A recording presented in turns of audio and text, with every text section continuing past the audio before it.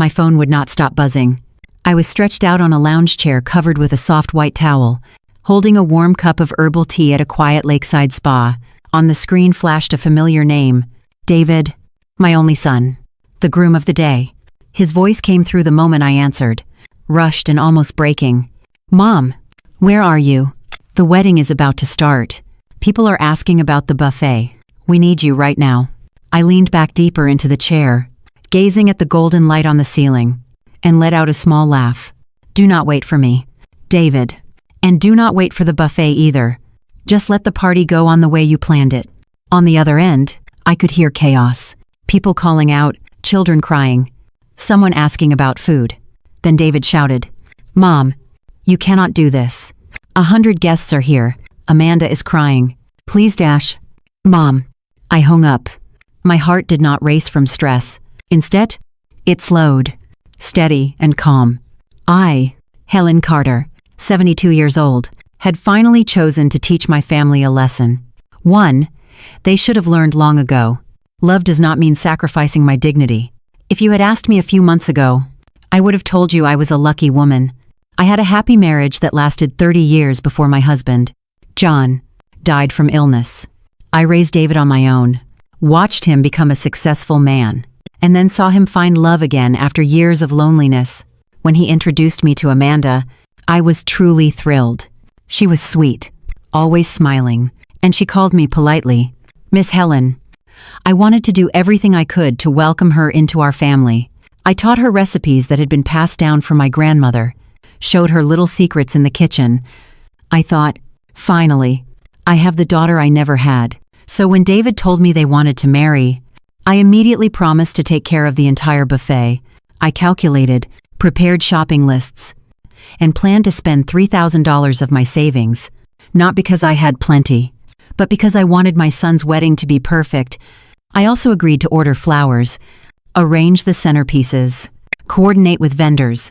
I spared no effort, no expense. I told myself, this will be my gift, proof that a mother's love has no limits. But then, one quiet afternoon in the kitchen, while I was figuring out how many pounds of meat would feed 150 guests, I overheard something that changed everything.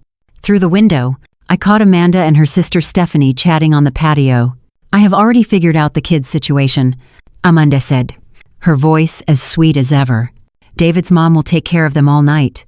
There are about 15 kids, from toddlers to teens, but she is used to it. That way the adults can enjoy themselves without interruptions. Stephanie laughed loudly. Perfect.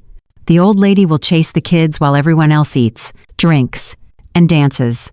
No distractions. I froze in place. My hands were still covered in cookie dough, but my chest turned ice cold. Amanda went on, her tone suddenly sharper. Actually, it is great. Since she will be busy with the kids, she will not even have time to eat the buffet. More food for the important guests. Their laughter rang out across the yard. I pulled the curtain shut and sank into a chair, tears spilling down. For 2 years I had believed I had gained a kind daughter-in-law, but in her eyes, I was nothing more than a free babysitter. From that moment, I knew everything had changed. I did not confront them. I kept cooking, kept preparing, kept smiling whenever Amanda called.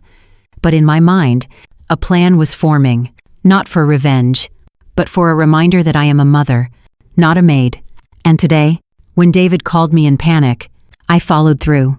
I was not at the wedding. I did not bring the buffet. Instead, I sat here at the spa with my oldest friend, Marge, enjoying the peace I had long denied myself. As I closed my eyes, I could almost hear John's voice from years past. Helen, you have sacrificed your whole life for the family, but sometimes love has to come with boundaries. I smiled. You are right, John. And today, I finally drew that boundary. I could still hear John's voice in my head as I lay back on the spa chair. His reminder about boundaries echoed through me. Yet part of me drifted back to the months leading up to this day, to all the plans I had made with such joy. When David first told me he was engaged, my heart leaped. My son had been a widower for years. I had watched him walk through grief after losing his first wife, and I had worried he might never open his heart again. Then, he brought Amanda into our lives. She was young, polite, always with a kind smile. She called me Miss Helen with a soft voice. And at first it felt respectful. She even brought me flowers a few times and offered to help wash the dishes. I remember thinking, maybe this girl really wants to be part of our family. I welcomed her with open arms. I taught her how to make my mother's cornbread recipe, how to season chicken the way John always loved it, how to set a holiday table with care. For 2 years I told myself I had been given the daughter I never had.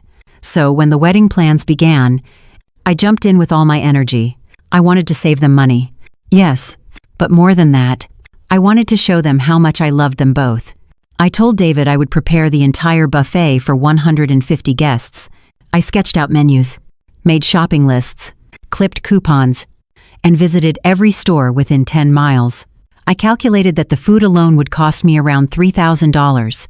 That was no small amount for a 72-year-old widow on a fixed income. But I told myself it was worth it. I also promised to decorate the reception hall. I ordered extra flowers, planned centerpieces with roses and lilies, and even practiced folding napkins into fancy shapes. I offered to coordinate with the bakery, the DJ, and the rental company. I thought, this is my wedding gift. This is how I will bless my son as he starts a new chapter of life. Those weeks were busy, but full of joy. My kitchen smelled of spices and sugar as I tested recipes late into the night. I kept imagining the look on David's face when he walked into the reception and saw the buffet tables groaning with food. In my mind, he would hug me tight and say, "Mom, this is perfect. Thank you for everything." But now I knew that was never the plan. To Amanda, my love looked like free labor. To her, my gift was just a way to save money. Nothing more. She had laughed about how convenient it was to have me. She had joked that I would be too busy with children to eat the very food I cooked. That memory cut deep.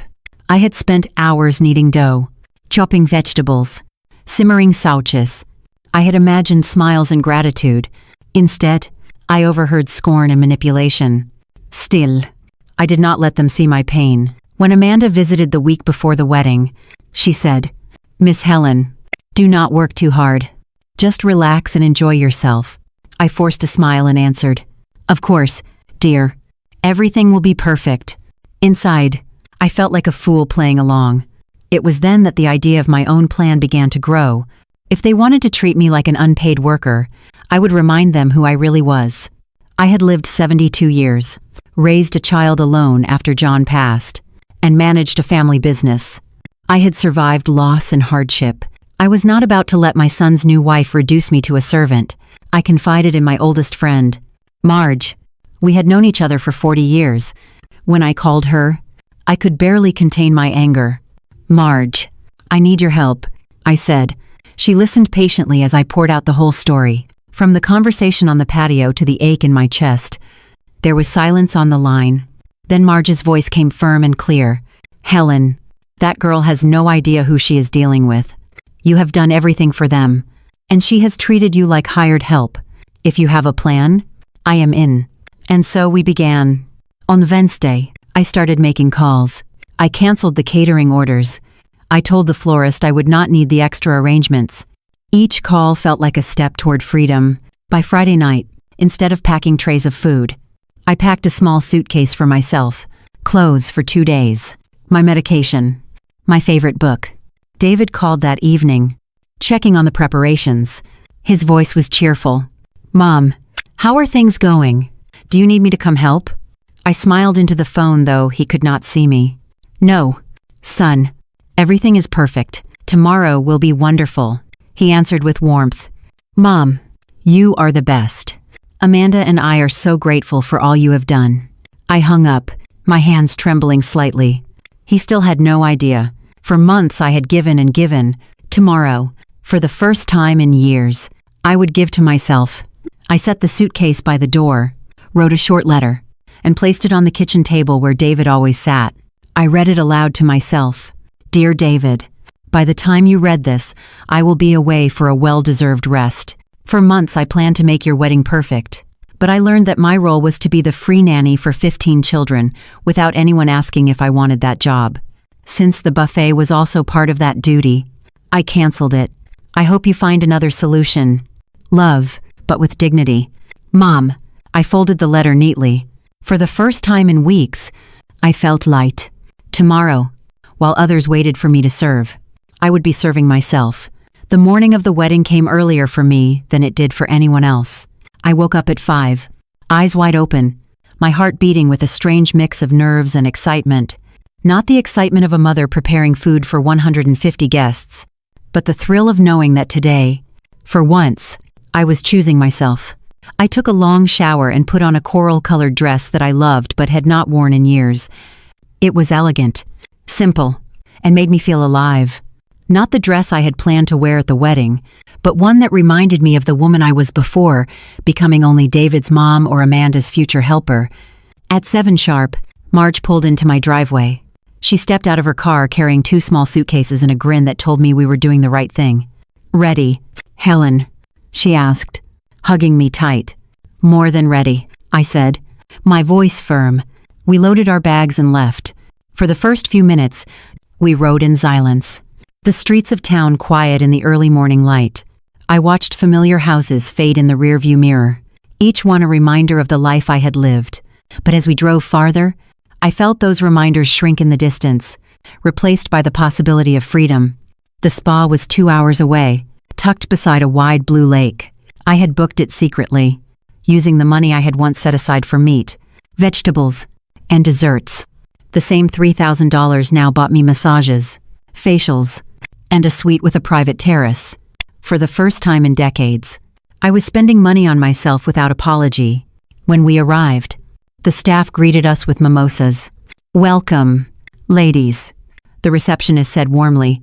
"Your rooms are ready, and your first treatments begin in an hour." Marge winked at me. "Best wedding day ever," she whispered. I laughed.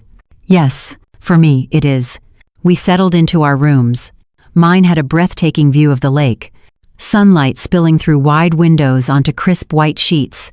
I placed my small suitcase on the bed and exhaled deeply, almost like I was letting go of years of invisible weight. Back in the city, I imagined chaos.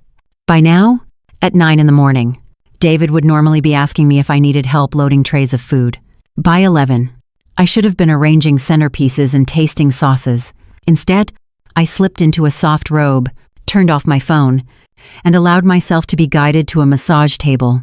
"Is everything all right?" the masseuse asked when she saw the wide smile on my face. "Everything is perfect," I told her. As her hands worked across my shoulders, years of tension began to melt. For too long, I had carried stress in those muscles, always bending forward, always giving, always preparing. With each press, I felt stronger, lighter, more myself. By the time the massage ended, my phone had already buzzed several times. I ignored it. During the facial that followed, I imagined David's voice on the other end of the unanswered calls, frantic, confused, unable to understand how his mother could vanish on such a day. I imagined Amanda pacing in her dress, furious that the plan had fallen apart. Around 3 o'clock, after lunch on the terrace with Marge, I finally turned the phone back on. The screen lit up with 17 missed calls from David, 8 text messages, and even 3 from Amanda. The texts came one after another. "Mom, where are you? Mom, I found your letter. Please call me. The guests are arriving. There is no food. The children are running everywhere. Amanda is crying." I read each one slowly, then slid the phone across the table to Marge. She chuckled softly. "Looks like they are learning their lesson." At 3:30, the phone rang again. This time I answered, "Mom." David's voice was desperate. "Where are you?" "Everyone is here. There is no buffet. The caterers said they were canceled." Amanda is in tears. "The kids are out of control." I leaned back in my chair and looked out at the calm lake. "I told you in my letter, David. I canceled everything when I realized my job was not to be a guest, but a babysitter. I am at the spa with Marge, enjoying a chocolate massage." There was silence. Then the sound of children yelling in the background. "Honest papalies it is." A woman's voice calling out.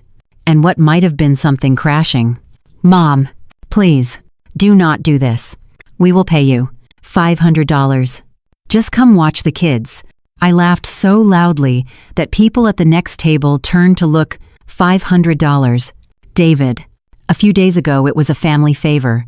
Now you want to pay me to run in my coral dress after children. I do not even know. No thank you. I heard Amanda shouting in the background, her sweet tone gone. Charlotte, you promised the buffet. You cannot ruin our wedding. I corrected her firmly.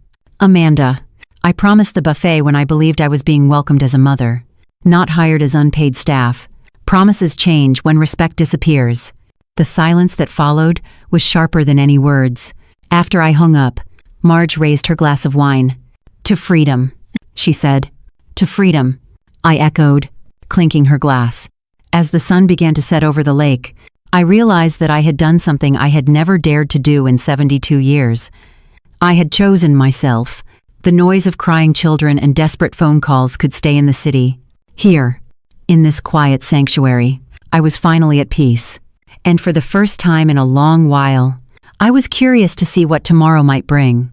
By the time the clock struck 4 in the afternoon, the wedding was officially beginning. Guests were arriving in their finest clothes. Music filled the hall. Flowers lined the aisles.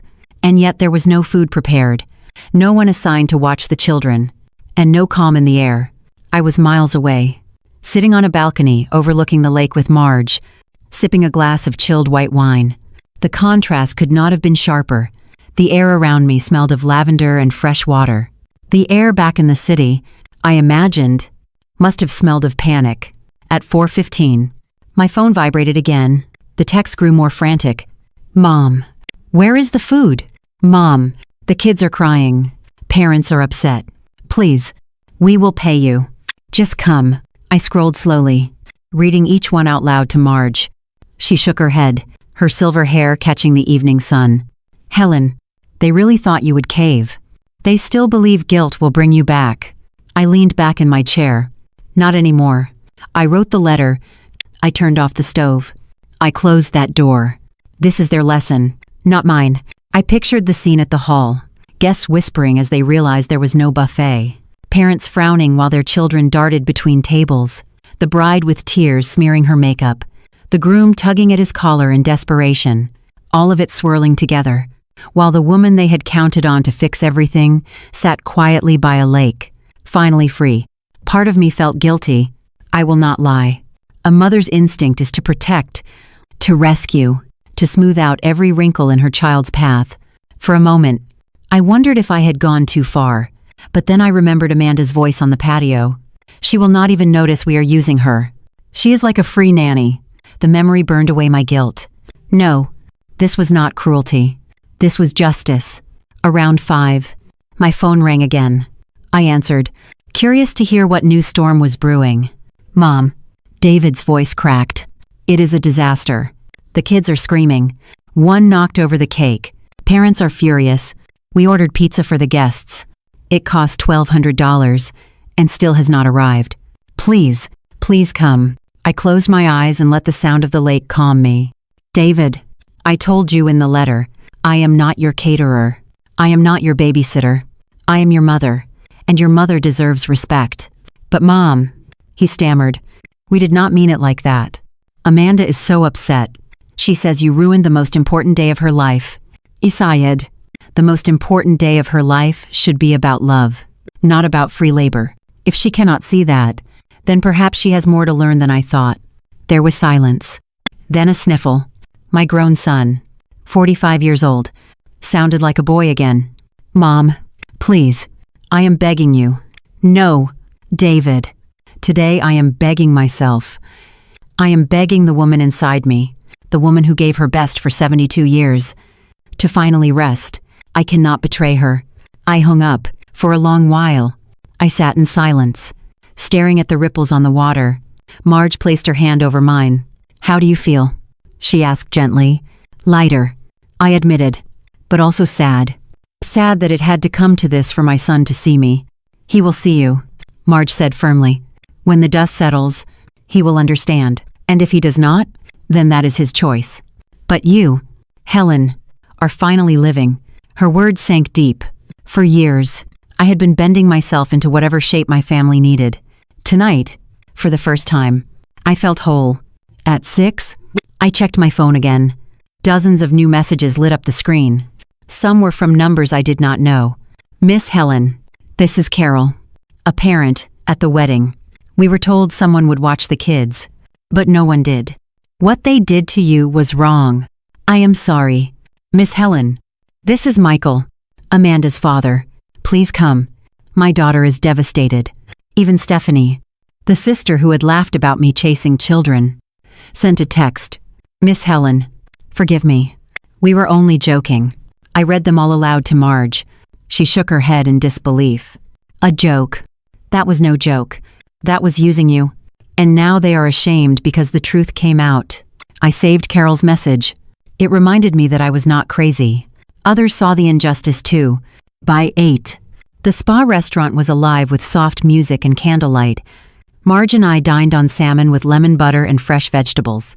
I thought about the pizza boxes being passed around at the wedding, the guests whispering behind folded napkins, the parents scolding their restless kids. Funny, isn't it? I said between bites. I spent months preparing meals for everyone else, and tonight I eat the best dinner I have had in years. That is the difference, Marge said, raising her glass. Tonight, you are eating as a guest, not as a servant. I clinked her glass. To dignity, she echoed. At Nina. My phone rang again. This time it was my sister-in-law, Elena. Her voice was direct. Helen, what happened? David is calling everyone in tears. I told her everything, from the patio conversation to the letter I left behind. When I finished, she was silent for a long time. Then she said firmly, You did the right thing. If my brother were alive, he would have stood beside you. No one treats his wife like that. No one treats his son's mother like that either. Her words wrapped around me like a blanket. For the first time since John's death, I felt his family standing firmly at my side. That night, as I returned to my room, I poured myself a small glass of wine and sat on the private terrace. The stars shimmered above the lake. My phone still buzzed on the nightstand, but I ignored it.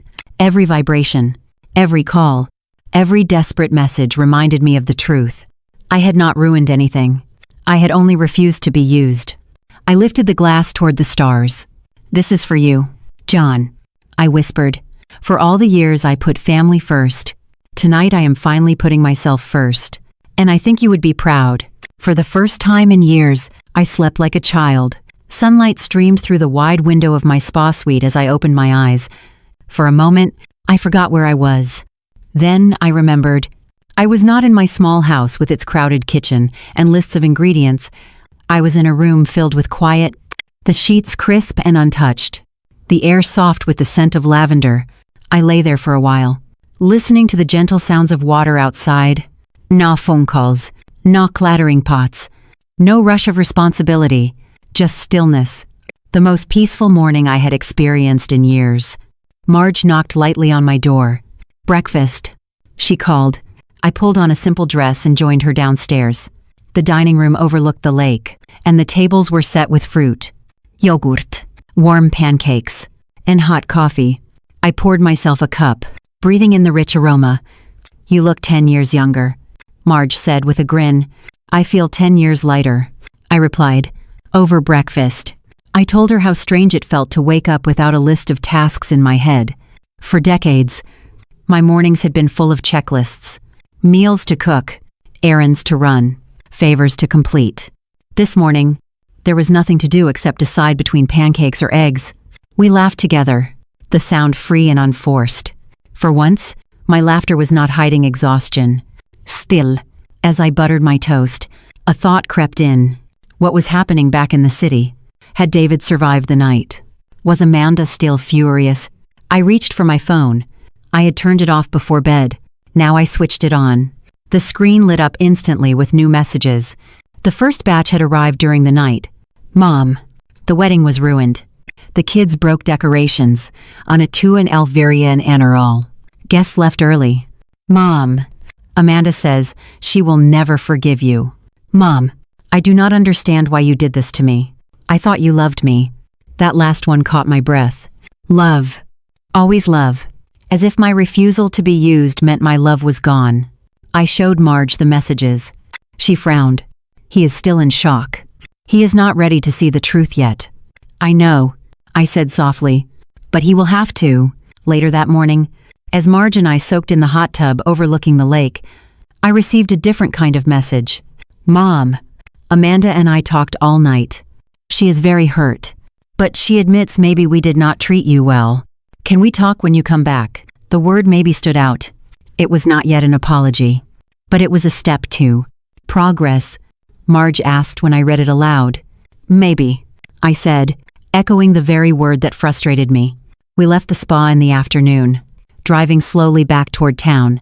The road was quiet, lined with tall trees that swayed gently in the breeze. I felt reluctant to return. For 2 days I had tasted freedom. I feared stepping back into my house, where old patterns might try to reclaim me. When I arrived home, the house seemed strangely still. I carried my suitcase inside and set it by the door.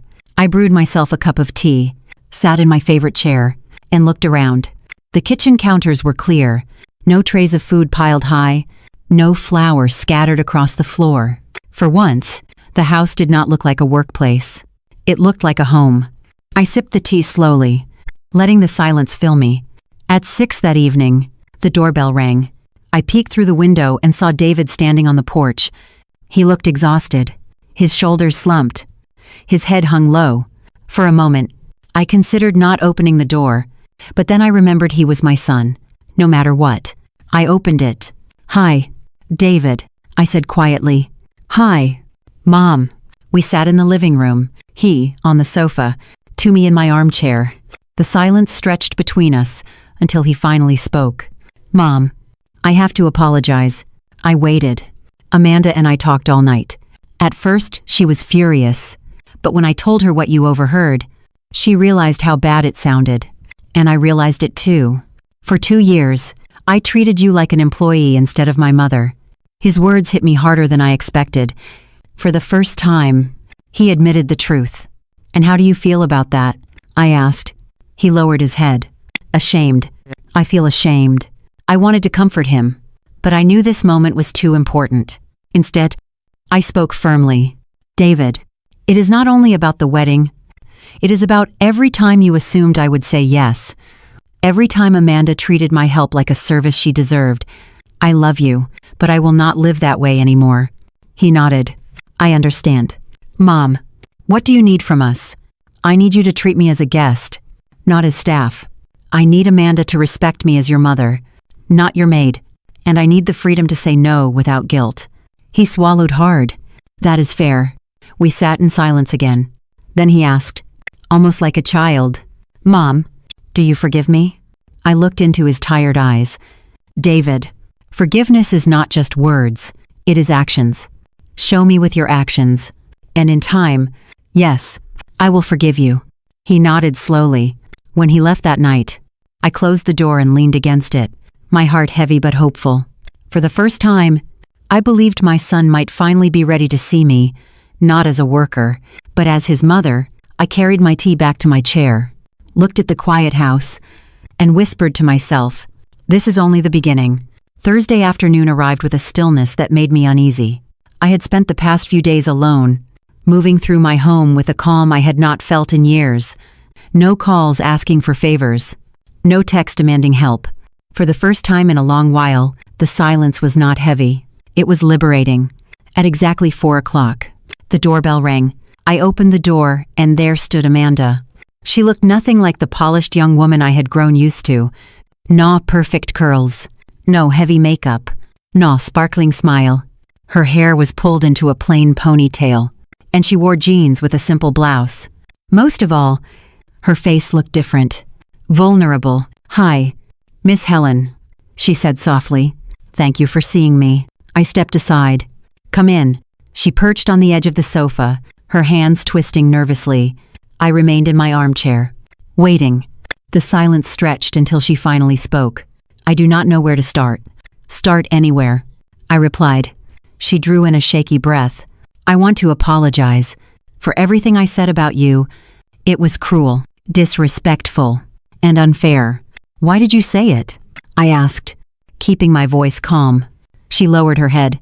Because I was insecure. I lost my mom when I was 15.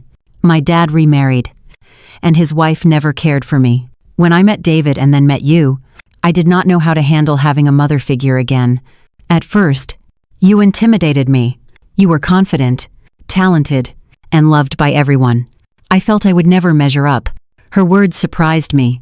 I had never thought of myself as intimidating. So, your solution was to belittle me? I asked. It was not conscious. She whispered. When you feel small, sometimes you try to make others smaller. It is awful, but it is the truth. At least she was being honest. She continued, her voice breaking. When you did not show up at the wedding and I read your letter, I realized I had been trying to turn David into someone who put my comfort before his own mother. That was wrong. And when the buffet was gone and the children were running wild, I saw what we had lost. We lost your love and respect. That hurt more than anything. Her eyes filled with tears. For the first time since I had known her, the tears looked real, not staged. Amanda, I said carefully, I appreciate your honesty, but I need to ask you something. Do you want a relationship with me because you value me? Or just because you want David to be happy? She looked up quickly. At first, I just wanted David to stop hurting. But over the past days, I realized I lost something important too. I lost the chance to have a real bond with the woman who raised the man I love. Her words softened something in me. Though I kept my guard up, I cannot be your mother. I told her gently, your mother is gone, and no one can replace her. But I can be your mother-in-law who respects you and expects respect in return. That is all I want, she said quickly. Mutual respect. A chance to start over. And if I say no to something you ask of me, then I will accept it without guilt or pressure, she promised. I studied her face. I could see the sincerity. But I had been fooled before. Amanda, I will be honest. I do not trust you yet. Words are easy. I need time. I need to see your actions. She nodded. I understand. What can I do to begin? I thought for a moment. Tell your sister Stephanie the truth. Tell her what really happened. Not a softened version. She needs to know the words you two said were wrong. I already did. Amanda said. On Monday I called her. She is ashamed of what she said. She wants to apologize too. I do not need her apology, I answered firmly. But I need her to know she cannot speak of me like that in my own house. She knows, Amanda said quickly. We sat in silence. I could see she was waiting for my verdict. Finally, I said, I will give you one chance. Amanda, just one. If you ever treat me like an employee again, there will be no second chance. Tears slid down her cheeks. Thank you. I will not waste it. She stood, then hesitated. Can I ask you something? Go ahead. How can I be a good daughter-in-law? I honestly do not know how. Her question caught me off guard. I had expected excuses, not vulnerability. Being a good daughter-in-law is the same as being a good person. I said slowly, treat others the way you want to be treated. Ask instead of assuming. Respect boundaries. Remember that behind every favor is a person who chose to help, not someone who owed you service. She nodded, wiping her face. Can I ask you for advice when I am unsure? If your questions are genuine and not manipulation. Yes. Thank you, Miss Helen. Truly. When she left, I sat alone in the quiet living room. My heart was tired, but strangely hopeful. Her words had sounded sincere. Whether her actions would follow was yet to be seen. For the first time, though, I believed there might be a path forward. Not a return to blind service, but a new beginning built on respect. I whispered into the silence, more to myself than anyone else. We will see. The 2 weeks after Amanda came to my house were strangely quiet. For the first time in years, my phone did not buzz with requests. No messages about cooking extra meals. No calls asking me to watch a child or run errands. At first, I thought they were angry and punishing me with silence. But as the days passed, I realized something different was happening. They were giving me space. Each morning I woke up to a house that felt entirely mine. I made tea and drank it slowly, without rushing to plan someone else's needs. I read in the afternoons, something I had not done in years without interruption. I even started walking in the park again, enjoying the simple pleasure of sunlight on my face. Yet part of me remained cautious. Words are easy, I told myself. Promises are easy. Real change only shows in actions. The first true test came on a Friday evening, 2 weeks after the wedding. David called, his voice nervous. Mom, can I ask you a favor? My heart tightened. This was it, I thought. The old pattern was about to return. What is it? David, I asked carefully. Tiffany's birthday is tomorrow. I planned a surprise party for her. I hired a caterer, booked a small venue, and sent invitations. But I'm struggling with decorations. You always have such a good eye for that. Would you be willing to help me with ideas? He blinked, surprised. So you are asking me to help, not to run the whole event. Exactly, he said quickly. I already handled the food and everything else. I just need your advice. And Mom, if it is too much work, I can hire someone else. I want you to decide. His words stopped me cold. For the first time, my son was not assuming. He was asking, David, you do not need to pay me for this. I can help with decorations as my gift to Tiffany. But thank you for offering and for asking the right way. I could almost hear him smile through the phone. Thank you. Mom, that means a lot. The next morning, I went to David's house with a small box of ribbons and candles I had stored away. He had already hung golden balloons in the backyard and placed tables around the lawn. Trays of food from the caterer were neatly arranged. Everything was organized. Wow, I said, genuinely impressed. You really did plan this. I learned from the wedding, he admitted. This time, I made sure nothing depended on one person without asking first. We spent the morning together, arranging flowers in jars, hanging string lights, and choosing where to place the cake. As we worked, I noticed something else. David included me in decisions but never pushed. When I suggested moving the cake table to avoid the sun, he agreed immediately.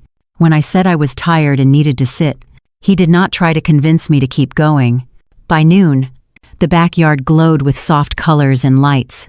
I looked around and felt proud not just of the decorations, but of the fact that my son had truly learned. Mom, it looks beautiful, he said, wiping sweat from his brow. Tiffany is going to love it.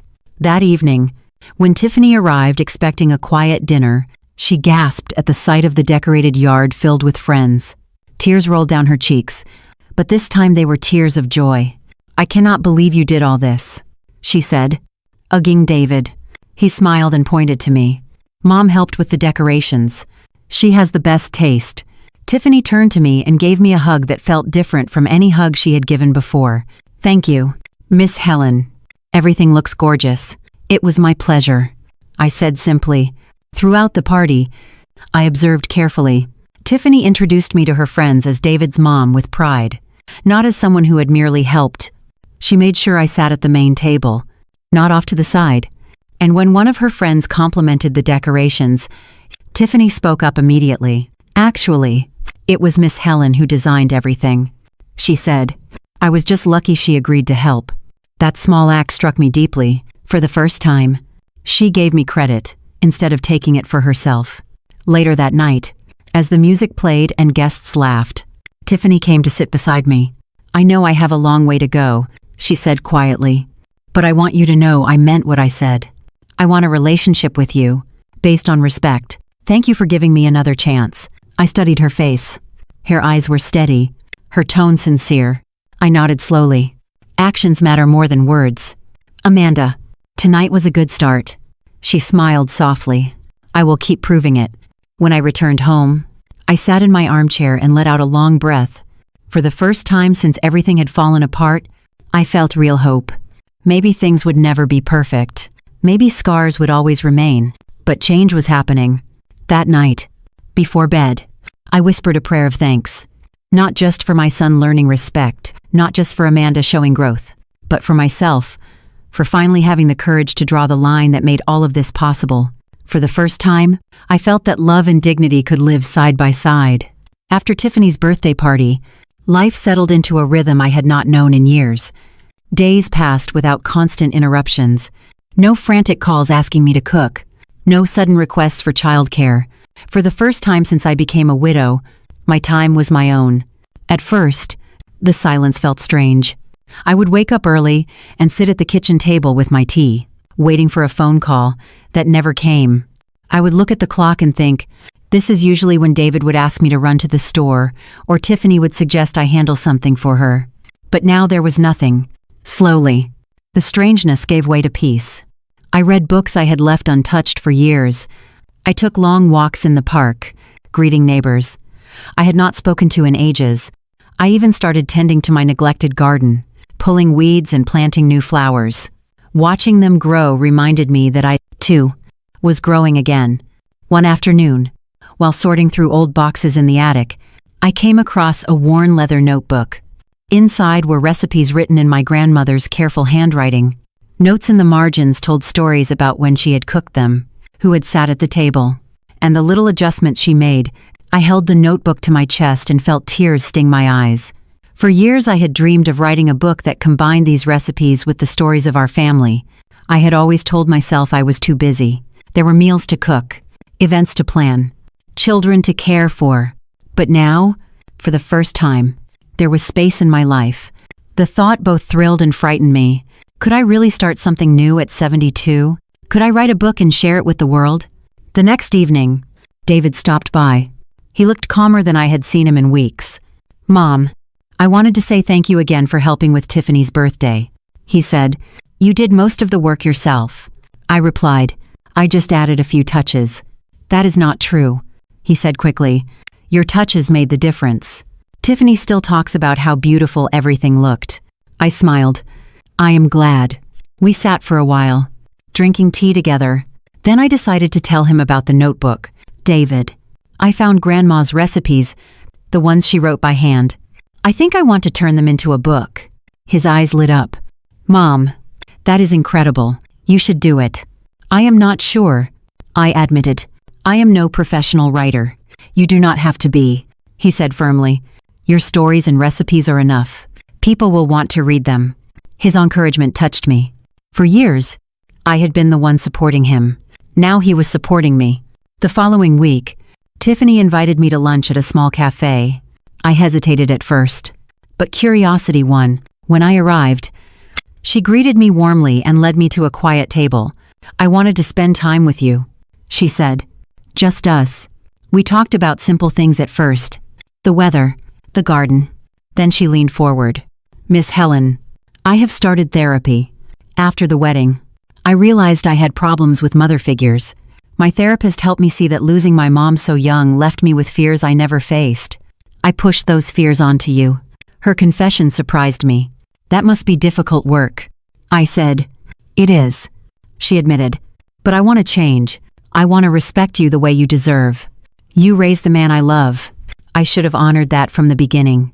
I nodded slowly. "Actions will show me more than words. But I appreciate you telling me this." She smiled. "Then let me start with something. When you finish your book, I would love to help you share it online. I know about social media and could make sure people see it." Her offer shocked me. For the first time, she was thinking of what she could give instead of what she could take. Back home that night, I sat at the kitchen table with the notebook open in front of me. I ran my fingers over the faded handwriting and whispered, "Grandma, maybe it is time." I began copying recipes into a fresh journal, adding my own notes about family gatherings, about John's favorite meals, about David as a little boy sneaking cookies before dinner. The words flowed easier than I expected. Page after page, memory after memory. For the first time in years, I felt alive with purpose that was entirely my own. The next weekend, David and Tiffany invited me to dinner. When I arrived, I noticed something immediately. They had cooked the meal themselves. The table was set, the food was ready, and they guided me to the best chair at the table. "You are our guest tonight," Tiffany said firmly. "No cooking, no cleaning, just enjoying." As I tasted the food, I realized it was not perfect. The chicken was slightly dry, and the potatoes needed more seasoning. But I smiled and ate every bite. Not because of the taste, but because of the effort. They were showing me in actions what they had promised in words. They were saving from the wording and actions what they had promised in words. Later that night, as I walked home, I thought about how far we had come since the disastrous wedding. A part of me still hurt. Trust does not heal overnight. But I also felt something I had not felt in years. Hope. I was no longer just the woman who gave and gave until there was nothing left. I was a woman with her own dreams, her own plans. And finally, a family beginning to treat her with the respect she deserved. I whispered into the night, "This is just the beginning." And deep inside, I believed it. The first clean pages of my new notebook stared back at me, empty and waiting. My hands trembled slightly as I picked up the pen. I had cooked thousands of meals in my life, decorated countless tables, raised a son, and buried a husband. But I had never dared to write my story. I pressed the pen to the paper and began Alansri, cornbread with honey glaze. Grandma used to make this on Sundays after church. She would hum an old hymn while stirring the batter, and the smell would drift through the house like a promise. The words felt awkward at first, but as I kept writing, something shifted. Memories poured out like water. I wrote about family dinners, about John's laughter as he carved the Thanksgiving turkey, about David as a little boy sneaking cookies when he thought I was not looking. Each recipe became a doorway into a story. Each story reminded me that my life was more than service. It was history worth keeping. A few days later, my niece Rosa stopped by for a visit. She had heard about the wedding disaster from the family grapevine. "Aunt Helen," she said, as she settled at my kitchen table, "I just want you to know, everyone is talking, and most of them are on your side. They cannot believe the way you were treated." Her words warmed me. "Thank you, Rosa. It means a lot to hear that." She noticed the open notebook. "What are you working on?" He hesitated, then pushed it toward her. "A book. Recipes and stories." She began reading, her eyes scanning my messy handwriting. After a few minutes, she looked up with a wide smile. "This is beautiful. You have to keep going. People need to read this." Her encouragement filled me with courage. For years I had been giving pieces of myself away, but now I was gathering them into something whole. That weekend, my nephew Charles called. His voice was firm. "Aunt Helen, I want you to know I am furious with David. He should have defended you. But I am proud of you for standing your ground." I thanked him, my throat tight with emotion. It struck me then. I had not lost my family's respect by saying no. I had gained it. One afternoon, David stopped by again. He noticed the growing stack of pages on my table. "Mom, are you really writing a book?"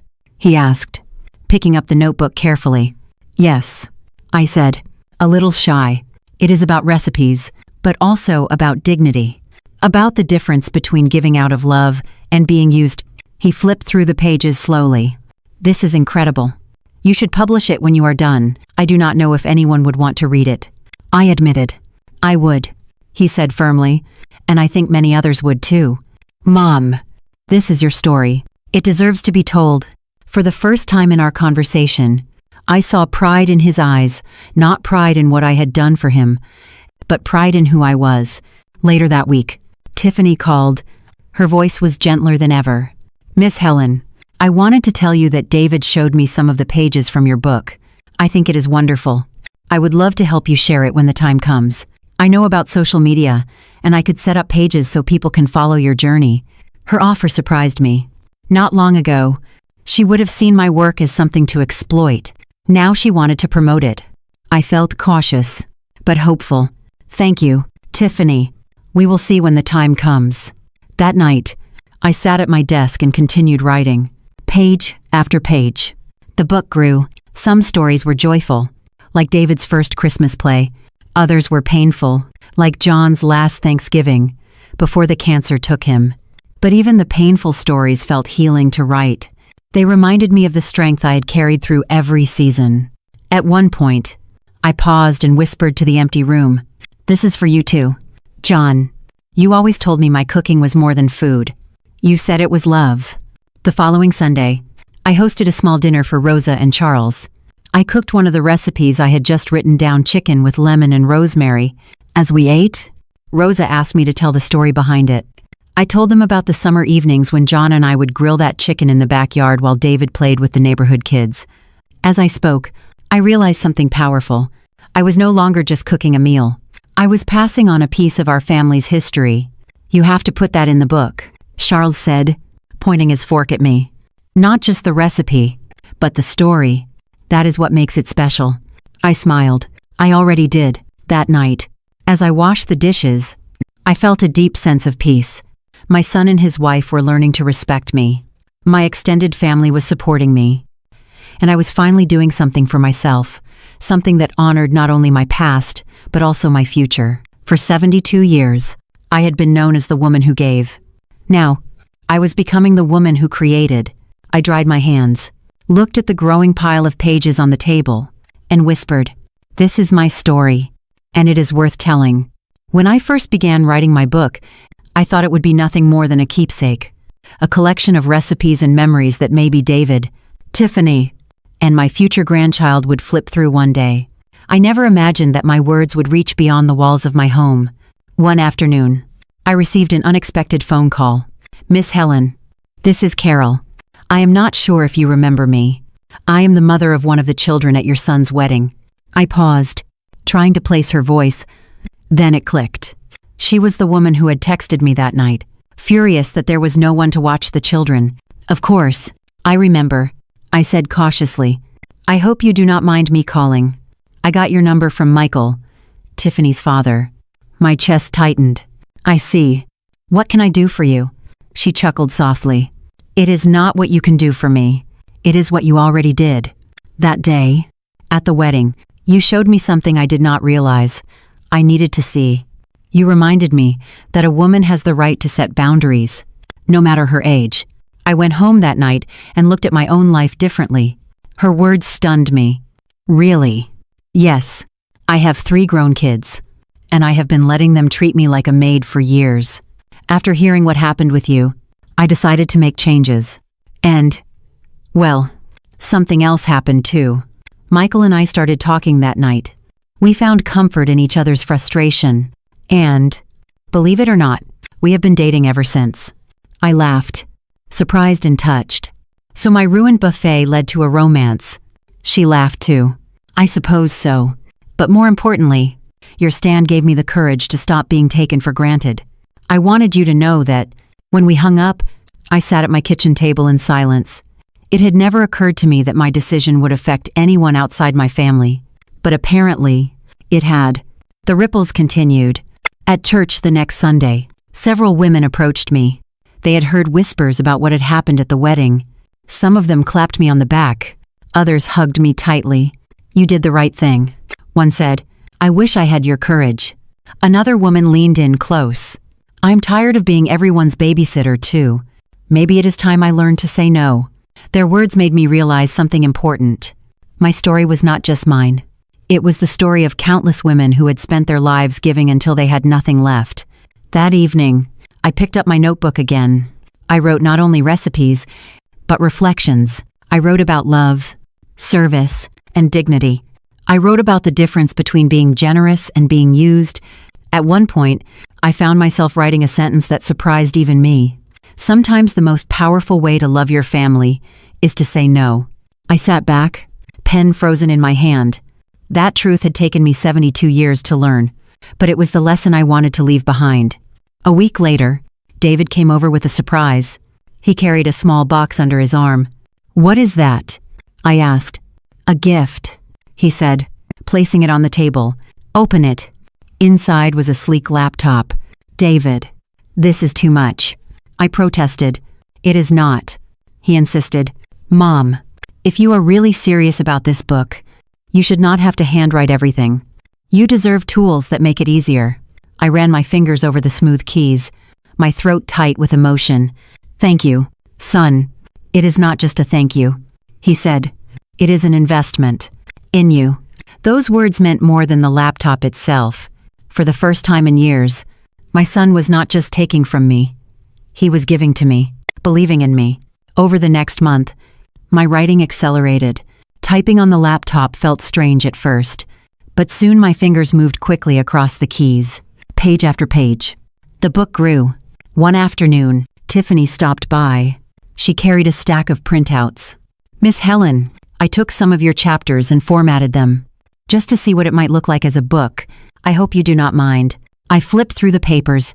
My words, neatly typed and arranged, looked suddenly real. For the first time, I could imagine holding the finished product in my hands. "Tiffany, this is wonderful," I whispered. She smiled. "I know I have a lot to make up for. Let me help in whatever way I can." I nodded slowly. "All right, but only if it is because you truly want to. Not because you feel guilty. It is because I want to," she said. And for the first time, I believed her. By spring, Word had spread about my project. Friends, neighbors, even women from church began asking, "When will your book be finished?" I laughed each time.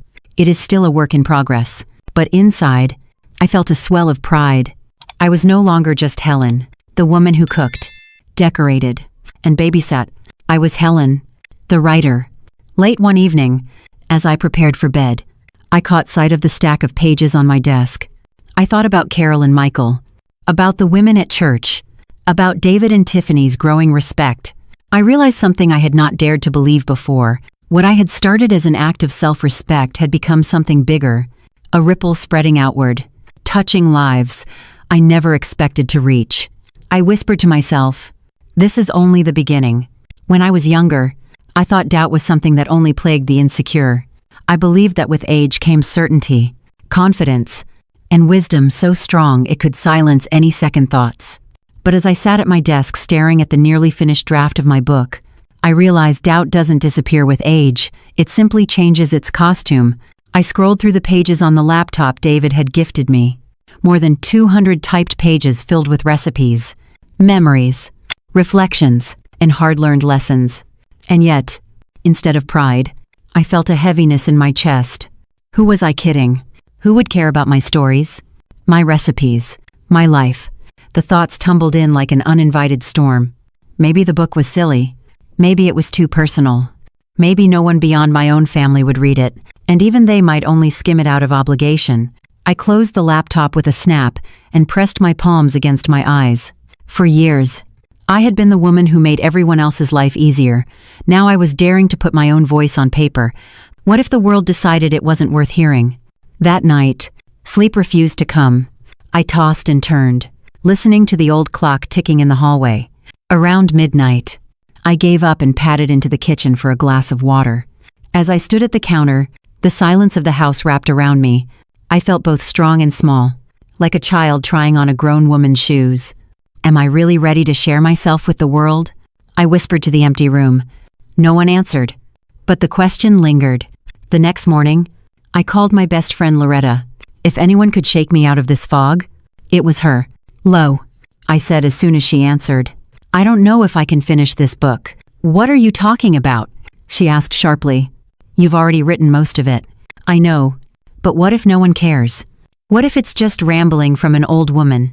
There was a pause. Then her voice came through steady and strong. "Helen, listen to me. I was with you the day you decided not to go to that wedding. I watched you reclaim your dignity. You didn't do that because you thought people would clap for you. You did it because it was right. This book is the same thing. It's not about who reads it. It's about you saying what needs to be said."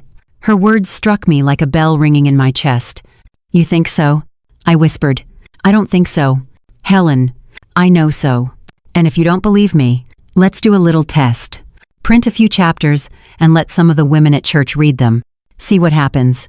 That Sunday, I tucked 5 printed chapters into my purse and handed them discreetly to a few close friends at the church potluck. "Just tell me honestly what you think." I told them. By the following Wednesday, my phone started ringing. "Helen, these stories, they feel like you're telling my life," one woman said. Another told me, "I cried reading about the difference between serving with love and being used." That's exactly what I needed to hear. Their feedback startled me. I had expected polite smiles, maybe a few vague compliments. Instead, I received raw honesty, gratitude, and even tears. For the first time in weeks, my chest felt lighter. Maybe my words did matter after all. Later that week, David came over for dinner. He noticed the printed chapters stacked neatly on the counter. "Are these more drafts?" he asked, picking them up. "Yes, and I let some friends at church read them," I admitted nervously. "And they loved them," I said softly. David grinned. "Of course they did. Mom, you're telling the truth?" And people recognize truth when they see it. His confidence made me smile, but part of me still clung to doubt. But what if publishers don't care? What if this never becomes more than a stack of pages? David leaned forward, his voice firm. "Then it will still be one of the bravest things you've ever done. You've already changed how Tiffany and I treat you. You've already inspired women at church. Isn't that worth it?" I nodded slowly. He was right. Even if the book never left my living room, it had already served its purpose. That night, I reopened my laptop. The cursor blinked on the final page, waiting for me to decide whether I would finish or surrender to fear. I took a deep breath and began to type. This book is not just about recipes or traditions. It is about the dignity of women who give without recognition, who sacrifice without applause. It is about knowing when to say yes out of love and when to say no out of self-respect. It is about being human, flawed, strong, and worthy of honor at every age. The words poured out of me as if they had been waiting for this moment. By the time I finished, I felt a calmness wash over me. The doubt hadn't disappeared entirely, but it no longer controlled me. When I finally closed the laptop, I whispered aloud, "The book is finished." The words echoed in the quiet room. For the first time, instead of feeling like a fraud, I felt like an author. The night of my book launch felt surreal, like I had stepped into a dream I never thought I was allowed to have. David had insisted on hosting it at his house. He wanted it to feel personal, warm, and filled with people who knew me, not a cold bookstore or some rented hall. When I arrived, Tiffany was already bustling around the backyard, arranging flowers and adjusting strings of lights. Golden bulbs glowed across the space, and soft music played from hidden speakers. Tables were lined with simple white cloths, and at the center of each one sat a small vase with roses, my favorite. "This looks beautiful," I whispered, my throat tightening. Tiffany smiled shyly. "You deserve it. Miss Helen, tonight is about celebrating you." David wrapped his arm around my shoulders. "Correction. Tonight is about celebrating Mom, the author." I laughed nervously, the word author still feeling foreign in my ears. Guests began to arrive just after 6. Friends from church, neighbors, Loretta with her unstoppable energy, and even Carol and Michael, hand in hand. I hugged each of them, my heart swelling at the thought that they were here for me, for my words. At 7 o'clock, David tapped a glass with a spoon. "Everyone, can I have your attention?" The chatter quieted, and all eyes turned toward us. "We're here tonight to celebrate the release of my mom's first book, Cooking with Love, Serving with Dignity. This book isn't just recipes, it's a reflection of a life lived with generosity, strength, and boundaries. My mom has always given her heart to this family, and tonight, we honor the way she found her voice again." Applause rippled through the crowd. I felt my cheeks burn. Never in my life had I been the center of such attention. "Mom," David continued, "would you like to say a few words?" I stepped forward slowly, clutching the microphone he handed me. My palms were damp. For a moment, my mind went blank. But then I looked out at the faces, familiar, kind, supportive, and the words came. This book started as something small. I thought it would be nothing more than a collection of recipes and family stories. But somewhere along the way, it became something bigger. It became a lesson about love, respect, and dignity. For too long, I confused giving with being used. I thought saying yes was the only way to show love. But I learned that sometimes the most loving word you can say is no. A murmur of agreement swept through the crowd. I took a shaky breath and continued. "I hope this book reminds women of every age that they are worthy of respect, that their generosity is a gift, not an obligation, and that it's never too late to stand tall and claim their voice." When I lowered the microphone, the applause that followed was thunderous. Some women stood, clapping with tears in their eyes. I saw Tiffany dabbing her cheeks, and even Michael gave me a nod of approval.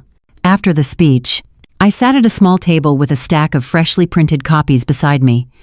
People lined up, waiting for me to sign their books. Each time I scribbled my name inside the cover, I felt a mix of disbelief and pride. Loretta leaned down as I signed her copy. "See, I told you. You were meant to do this." Carol clasped my hands. "Helen, your courage gave me courage. Don't ever forget that." Michael added, "You reminded me what respect looks like, and my daughter needed to learn that lesson." When Tiffany reached the front of the line, she hesitated before placing her copy on the table. "Would you sign mine? And maybe write, 'To Tiffany,' with a second chance." I looked into her eyes. For the first time, I saw no pretense, no performance, just sincerity. I smiled softly and wrote exactly that. Later that night, as the guests mingled, Tiffany approached me again. Miss Helen, I want to thank you. Not just for forgiving me, but for showing me how to change. I've started therapy. I've started listening more to David. And I've started respecting myself too. You didn't just save our relationship, you saved me. Her words made me swallow hard. Tiffany, all I wanted was respect. But if my story helped you find respect for yourself, then that's more than I could have hoped for. She hugged me tightly, and for the first time, I hugged her back without hesitation. By the end of the evening, my stack of books had nearly disappeared. People promised to share them with friends, to cook the recipes, to pass along the lessons. As the crowd dwindled and the lights dimmed, I sat quietly with my glass of wine, watching the last guests leave. David sat beside me. So, how does it feel? You're officially a published author. I exhaled slowly, the weight of the evening finally settling into my bones. It feels freeing, like I finally told the world who I am. And the world listened, David said with a grin. That night, back in my own bed, I placed one copy of the book on my nightstand. I ran my fingers over the cover, the title shining under the lamp. For decades, I had been defined by what I did for others: cooking, cleaning, babysitting, serving. But now, I had something that was mine. My words, my story, my voice. I whispered into the quiet. This is my legacy. For the first time in a long while, I fell asleep not as someone's mother or someone's mother-in-law, but simply as Helen, a woman who had finally chosen herself. 1 year has passed since the night of my book launch, and life feels both familiar and transformed. I still wake up in the same house, drink tea at the same kitchen table, and tend to the same garden where I once overheard the words that changed everything. But inside, I am not the same woman I was. I am now both a grandmother and an author. David and Tiffany's baby girl, Grace, arrived 3 months ago, holding her for the first time. I felt a rush of love I didn't know my heart still had room for. And the best part, I wasn't holding her out of obligation, or because anyone assumed I had to. I held her because I wanted to, because love is sweetest when it's freely chosen. Tiffany has kept her promise. She asks, she listens, she respects. She has become not just my daughter-in-law but my partner in building a family that is healthier, stronger, and grounded in honesty. Watching her grow has been almost as rewarding as watching my son finally find his voice too. And then there is the book, Cooking with Love. Serving with Dignity has traveled farther than I ever imagined. Women from different states and even other countries have written to me, sharing how my words gave them courage to set their own boundaries. Some told me they cried over chapters that felt like mirrors of their lives. Others said they laughed at my kitchen stories and tried my recipes with their grandchildren. Each letter reminds me that my decision to stand up for myself didn't just change my family, it touched strangers I may never meet. Sometimes I think back to the Charlotte of old, the woman who tried so hard to please everyone, who mistook sacrifice for love. I wish I could tell her, you are allowed to say no. You are allowed to choose yourself. But then I realize I did tell her. I told her through action, through courage, and through these pages. Now, when people call me grandma or author, I smile, because those titles are not chains, they are choices, and I earned them both. And now, dear reader, I turn to you. If my journey has touched you, if you've seen a part of yourself in my voice, then I invite you to stay with us. This channel exists to bring you her true stories, moments of struggle, dignity, and triumph that remind us of the power within ordinary lives. Don't miss what's coming next. Subscribe today and continue walking with us through her true stories. Share them with a friend who needs encouragement, because sometimes a single lesson can change a life. Every week, we bring more of her true stories, crafted with care to move your heart and spark reflection. By subscribing, you become part of a community that believes in resilience, respect, and second chances. So, if you've been inspired, hit that subscribe button now, because the next chapter of her true stories might be the one that speaks directly to you.